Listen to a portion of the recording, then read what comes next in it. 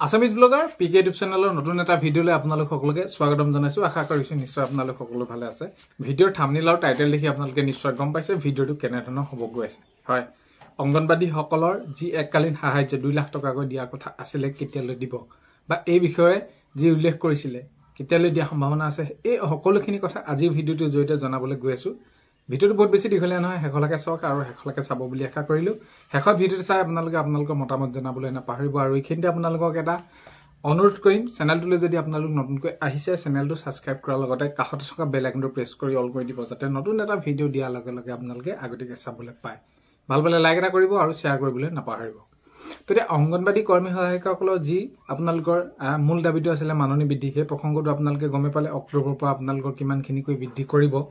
যদিও এইখিনি মান্তি ল'ব পৰা নাই বা মানি লোৱা নাই যে এইখিনি যিখিনি এতিয়া বৃদ্ধি কৰিব সেইখিনি কেতিয়া সমস্যাটো সমাধান নহয়। আৰু সেইখিনি বিষয়ৰ ওপৰত আমি অলৰেডি সেইবিলাক কৈ আহিছোঁ ভিডিঅ'বিলাকত, বা আপোনালোকে সেইখিনি গম পাইছে যে এইটো যিটো আপোনালোকৰ এটা উচিত মাননি বৃদ্ধি হ'ব লাগিছিলে সেইখিনি ক্ষেত্ৰত অলপমান কি হৈছে, ধৰি লওক আপোনালোকৰ যিমানখিনি বৃদ্ধি হ'ব লাগিছিলে সিমানখিনি হোৱা নাই। তেওঁ অৱশেষত সেইটো ঘোষণা কৰিলে যে অক্টোবৰত আপোনালোকৰ সেইখিনি কিমানকৈ বৃদ্ধি হ'ব আপোনালোকে গম পায়। এতিয়া শেহতীয়াকৈ যেতিয়া নেকি এই বিষয়ে এই যিটো এককালীন বিষয় মাননীয় মুখ্যমন্ত্ৰী মহোদয়, ধৰি লওক আপোনালোকৰ এই যি মাননি বৃদ্ধি প্ৰসংগ উল্লেখ হোৱাৰ আগতে মাননি বৃদ্ধি হ'ব তেনেদৰে কৰি আছিলে কেবিনেটত, সেইসমূহ সিদ্ধান্ত গ্ৰহণ কৰি দিলে।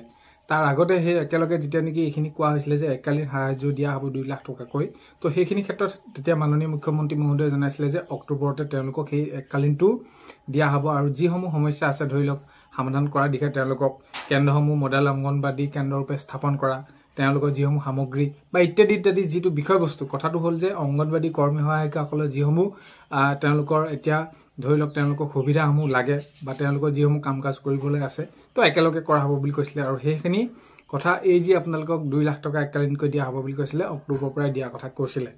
কিন্তু এতিয়া শেহতীয়াকৈ কোনো ধৰণৰ সেই বিষয়ে উল্লেখ হোৱা নাই। কিন্তু কথাটো হ'ল যে আপোনালোকে বহুতে কমেণ্টৰ জৰিয়তে সুধি আছিলে কেতিয়ালৈ দিয়া হ'ব, তো তেনেদৰে তো এককালীন 2 লাখ টকা সেই অক্টোবৰতে দিয়াৰ কথা কৈছে। তো আগন্তুক সময়ত দেখা যাব কেনেদৰে কিখিনি সিদ্ধান্ত গ্ৰহণ কৰে।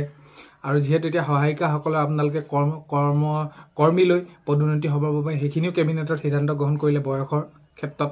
তো এতিয়া এই যি প্ৰক্ৰিয়াসমূহ মাননি বৃদ্ধিৰ ক্ষেত্ৰত অক্টোবৰ, পদোন্নতিৰ ক্ষেত্ৰতো সেই অক্টোবৰৰ পৰাই, তো এতিয়া এই যি আপোনালোকৰ এককালীন 2 লাখ টকা দিয়া কথা আছে সেইটো সেই অক্টোবৰৰ পৰাই হোৱা এটা সম্ভাৱনা আছে যদি আপোনালোকে কথাবিলাক চায়। তো অক্টোবৰৰ পৰা হোৱা এটা সম্ভাৱনা আছে আৰু হওক এইখিনি ক্ষেত্ৰত। তো তেনেহ'লে আপোনালোকৰ এই যি আপোনালোকে কষ্ট কৰি আছে নিশ্চয় আপোনালোকৰ বাবে ভাল হ'ব, যিটো আপোনালোকৰ এককালীনভাৱে এতিয়া 2 লাখ টকা দিব বা আপোনালোকৰ এই মাননি বৃদ্ধিৰ ক্ষেত্ৰত।